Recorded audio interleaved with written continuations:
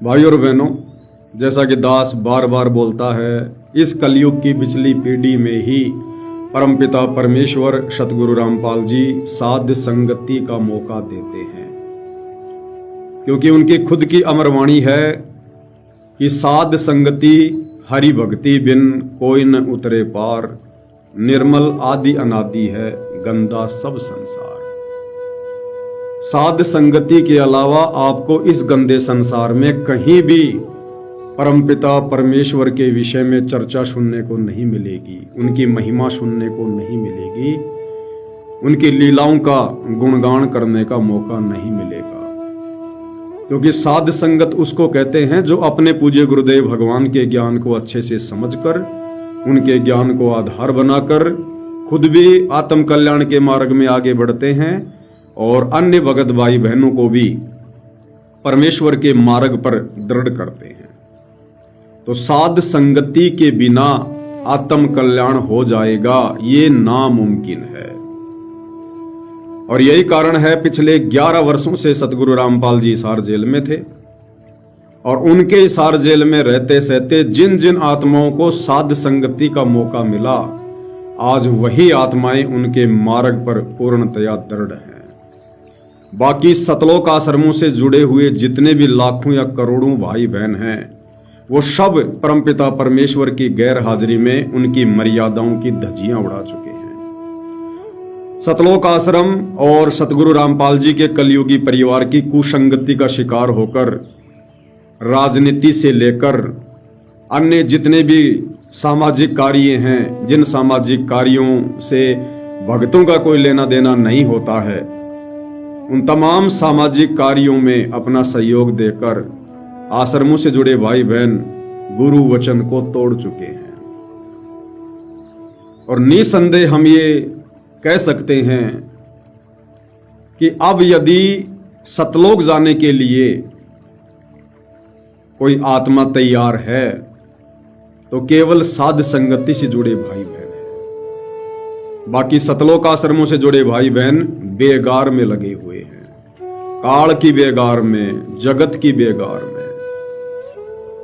अपना अनमोल मनुष्य जन्म वो करोड़ों भगत भाई बहन जो सतलोक आश्रमों से जुड़े हुए हैं, जिसमें सतगुरु रामपाल जी का कलयुगी परिवार भी आ गया, उनके रिश्तेदार भी आ गए, ये बड़े बड़े परम भगत भी आ गए जो 24 घंटे उनके इर्द गिर्द घूमते रहते हैं। और ये देश विदेश में जितने भी सतलोक आश्रम हैं, इन सतलोक आश्रमों से जुड़े जितने भी भाई बहन हैं, ये सब के सब अपना ये मनुष्य जन्म बर्बाद कर चुके हैं। बर्बाद का मतलब है इस मनुष्य जन्म में वो सतलोक नहीं जा सकते, उनका पूर्ण मोक्ष नहीं हो सकता। हाँ, परमेश्वर उनको अक्षर पुरुष के लोक में जरूर भेज देंगे, इस काल लोक से बाहर निकालकर अक्षर पुरुष के लोक में भेज देंगे। क्यों भेज देंगे? क्योंकि परमेश्वर की वाणी है कि गुरु मानुष कर जानते वो नर कहिए अंध, और दुखी संसार में आगे काल के फंद। यदि इस कलयुग की पिछली पीढ़ी में, इस भक्ति युग में आप पूर्ण तत्वदर्शी संत की शरण में आ जाते हैं और यदि आपकी कोई इच्छा इस काल के 21 ब्रह्मांड की किसी वस्तु में नहीं बनती है और दूसरी तरफ आपका पूर्ण विश्वास अपने गुरु में नहीं है, आप अपने गुरु को कबीर नहीं मानते हैं, तो सतगुरु रामपाल जी आपको अक्षर पुरुष के लोक में बैठा देंगे।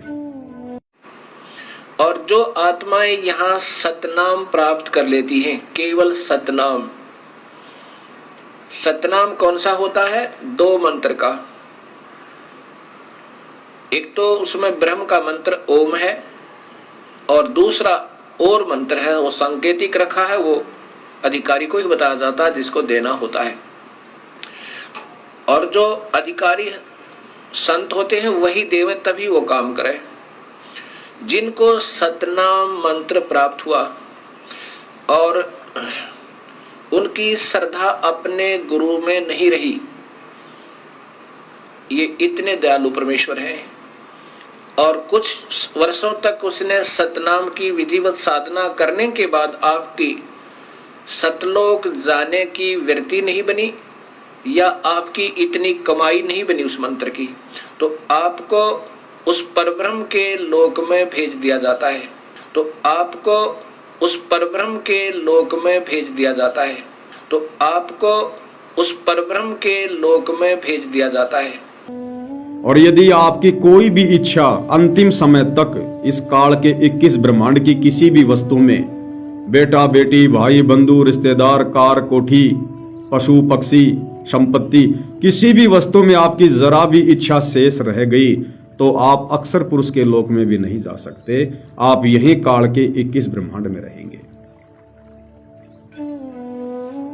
और जो भाई बहन अक्षर पुरुष के लोक में जाएंगे, जो सतलोक नहीं जा पाएंगे, वो सतलोक क्यों नहीं जा पाएंगे? क्योंकि उन्होंने तत्वदर्शी संत की शरण ग्रहण करके भी उस तत्वदर्शी संत को ही कबीर भगवान नहीं माना, यानी अपने गुरु में पूरी आस्था नहीं बनी।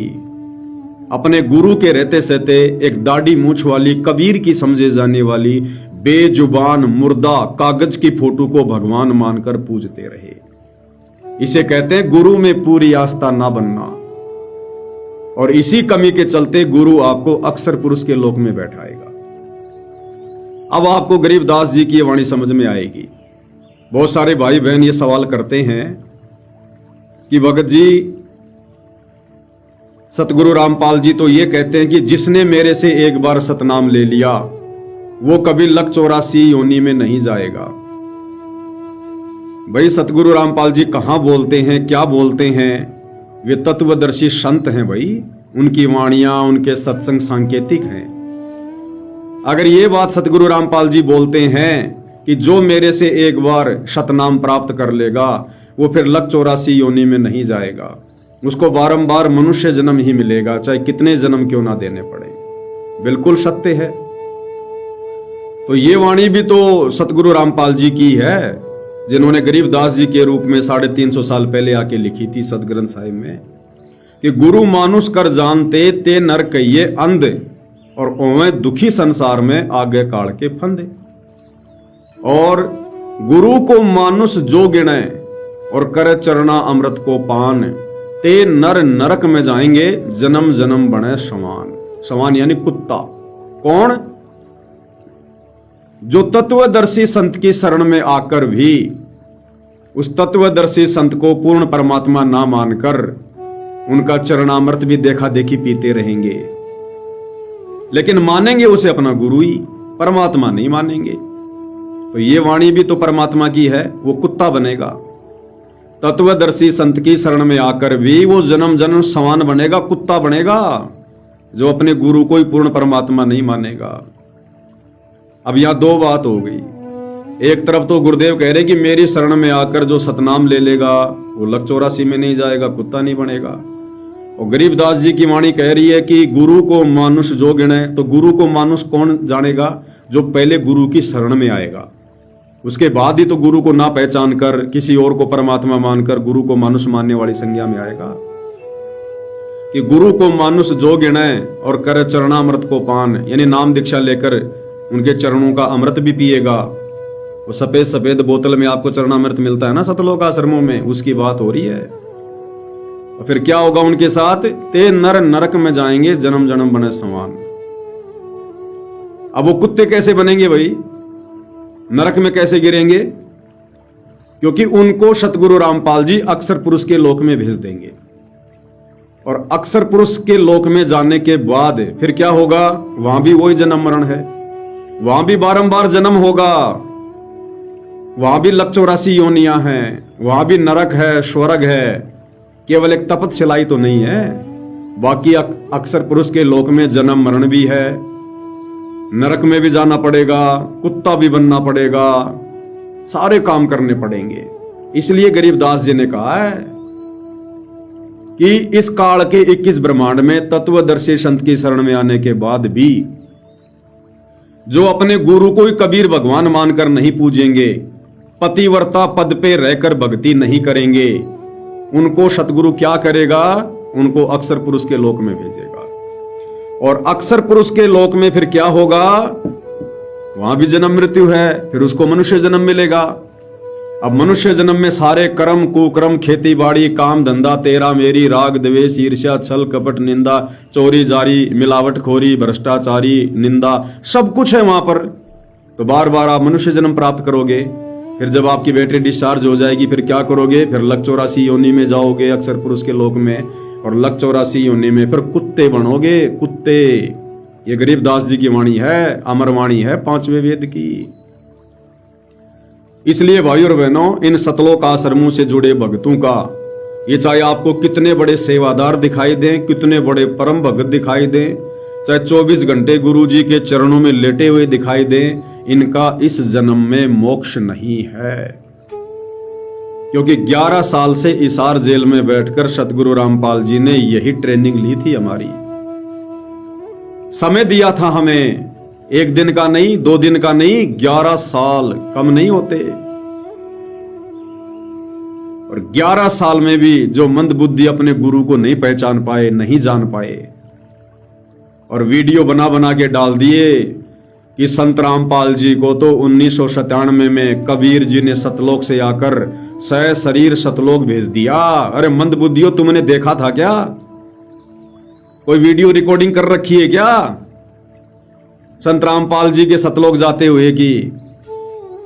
ना कोई प्रमाण है, ना कोई सबूत है, देखा देखी। संत रामपाल जी को तो सतलोक भेज दिया, और संत रामपाल जी के रूप में अब कबीर जी लीला कर रहे हैं। अरे तुम्हें तो यह भी विश्वास नहीं कि संत रामपाल जी के रूप में कबीर जी लीला कर रहे हैं। अगर तुम्हें यह भी विश्वास हो जाता कि 1997 से संत रामपाल जी को सतलोक भेजकर संत रामपाल जी के चोले में खुद कबीर जी लीला कर रहे हैं, तो अभी महीने भर पहले वो जून के महीने में उस दाढ़ी मूंछ वाली कबीर की फोटो को कबीर भगवान मान के उसका प्रगट दिवस क्यों मनाया था? अगर तुम्हें विश्वास है कि हमारे गुरुजी ही कबीर हैं, तो फिर वो 650 साल पहले वाली समझे जाने वाली वो दाढ़ी मूंछ वाली कबीर जी से मिलती जुलती नकली फोटो, उसको भगवान मान के क्यों पूजा? उसका प्रगट दिवस क्यों मनाया? फिर मनाओ ना अपने असली कबीर सतगुरु रामपाल जी का प्रगट दिवस। तो इसको कहते हैं पक्का गुरु को मानुष मानना, यानी मर जाएंगे लेकिन संत रामपाल जी को भगवान नहीं मानेंगे। और भाई तुम मान भी नहीं सकते, क्योंकि अब सतगुरु रामपाल जी तुम्हें अपने आप को भगवान मानने भी नहीं देंगे। क्योंकि 11 साल तक उन्होंने समय दिया था, उस समय का तुमने नाजायज फायदा उठाया, बकवाद करके, राजनीति करके, भेड़ चाल में चल के, मर्यादा तोड़ के। अब सतगुरु रामपाल जी ने तुम सभी सतलोक आश्रम वालों को बेगार में लगा दिया, बेगार में, दुनिया की बेगार में, जगत की बेगार में। निकालो झाड़ू गांव गांव जाके, कुत्तों का लेटरिन साफ करो गांव जा जाके। तुम्हारी यही इच्छा थी ना, तुम यही किया करते थे ना उनकी गैर हाजिरी में। अब तुमसे वही करवाएंगे। जब तक तुम्हारे शरीर में श्वास शेष हैं, तब तक सतगुरु रामपाल जी तुमसे कुत्तों का लेटरिन ही उठवाएंगे, गौशाला बनवाएंगे, चारा डलवाएंगे, मोटर पाइप दबवाएंगे, तुमसे काल की बेगार करवाएंगे। तो भाइयों और बहनों, अब इन सतलोक आश्रमों में भक्ति नहीं है, अब इन सतलोक आश्रमों में मर्यादा भी नहीं है, अब इन सतलोक आश्रमों से मोक्ष नहीं है।